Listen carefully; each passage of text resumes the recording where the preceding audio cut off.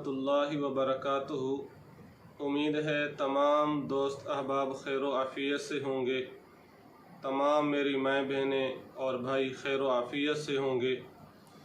आज जो वजीफ़ा लेकर हाज़िर हुआ हूँ, ये वो वजीफ़ा है जो मियाँ बीवी के दरमियान आपस में जो गलत फहमियाँ होती हैं, आपस में मोहब्बत का ना होना, या मोहब्बत तो हो लेकिन किसी वजूहात की बिना पर ख़त्म हो चुकी हो, वो मोहब्बत नफ़रत में बदल चुकी हो, तो इस वजीफ़ा के करने से इंशाअल्लाह वो नफ़रत भी मोहब्बत में तब्दील हो जाएगी।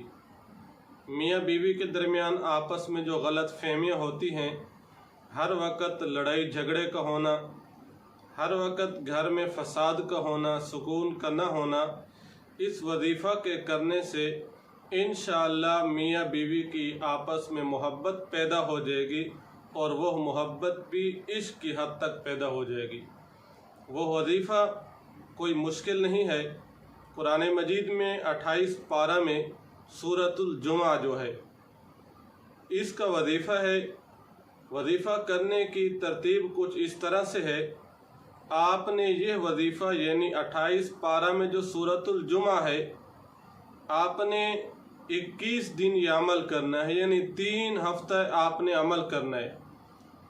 और दिन में या रात में किसी भी वक़्त रोज़ाना 21 दिन मुसलसल आपने 3 मरतबा सूरतुल जुमा पढ़नी है।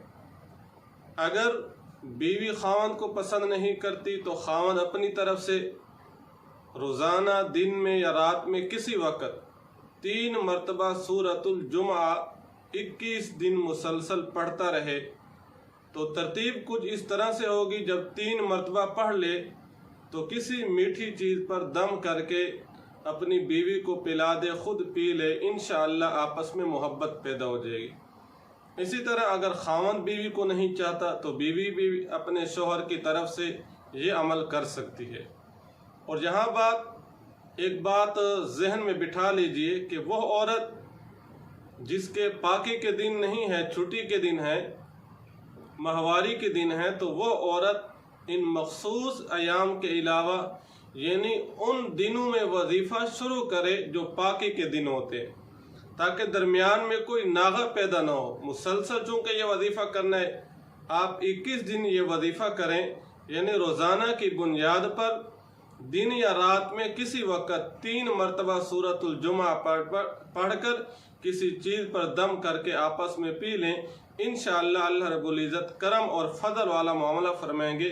वो मोहब्बत जो नफ़रत में तब्दील हो चुकी थी, वो मोहब्बत जिसके ना होने की वजह से घर में लड़ाई और झगड़े रहते थे, इंशाअल्लाह इस अमल के करने से वो मोहब्बत इश्क की हद तक पहुँच जाएगी। दुआ फरमाएं जिन मुसलमानों में ये परेशानी है, अल्लाह ताला इस परेशानी को दूर फरमा दे।